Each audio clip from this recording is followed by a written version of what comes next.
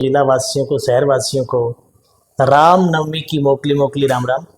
तो श्री कृष्ण भगवान जी ने गोवर्धन पर्वत को अपनी चीची उंगली पर उठाकर सात।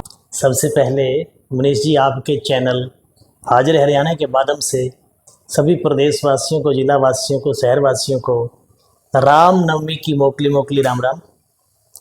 जैसे कि आपने पूछा मनीष जी कि अन्नकूट क्यों मनाया जाता है, तो एक पुरानी कथा है कि पहले लोग इंद्र देवता की द्वापर युग में पूजा किया करते थे। किसी कारणवश इंसान का स्वभाव होता है, भूल गए, तो इंद्रदेव कुपित हो गए। वो 7 दिनों तक उन्होंने बहुत ही भयंकर बारिश की।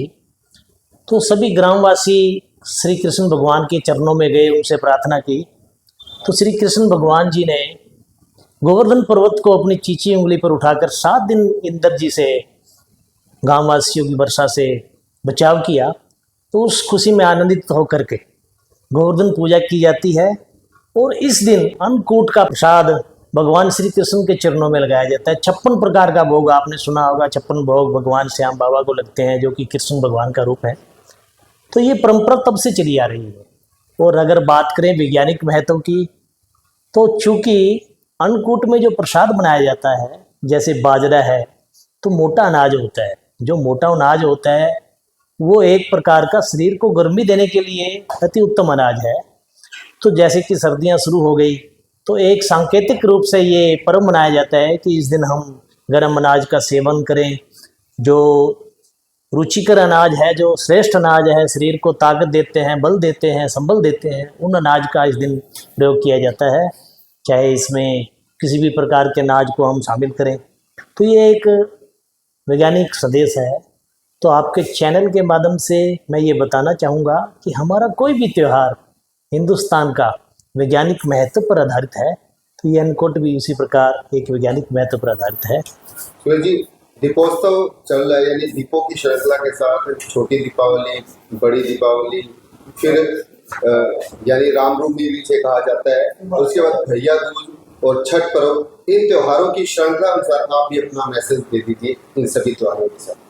देखिए, सबसे पहले तो मैं आपके चैनल को बधाई दूंगा, जो इतने अल्प काल में इतना बढ़िया आप समाज को मैसेज देने का काम कर रहे हैं।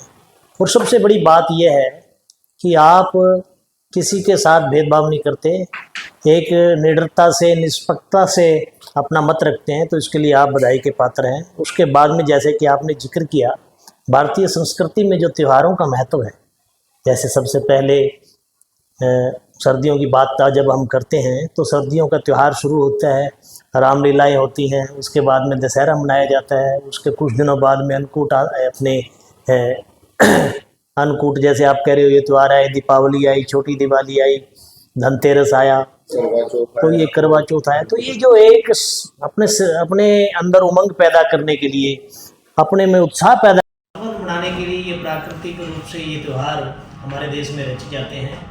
तो इन त्योहारों की मैं आप सभी देशवासियों को, जिला वासियों को, शहर वासियों को हार्दिक बधाई अर्पित करता हूँ। आप सदा स्वस्थ रहें, खुश रहें और यूं ही देश समाज की सेवा करते रहें। जय हिंद, जय भारत।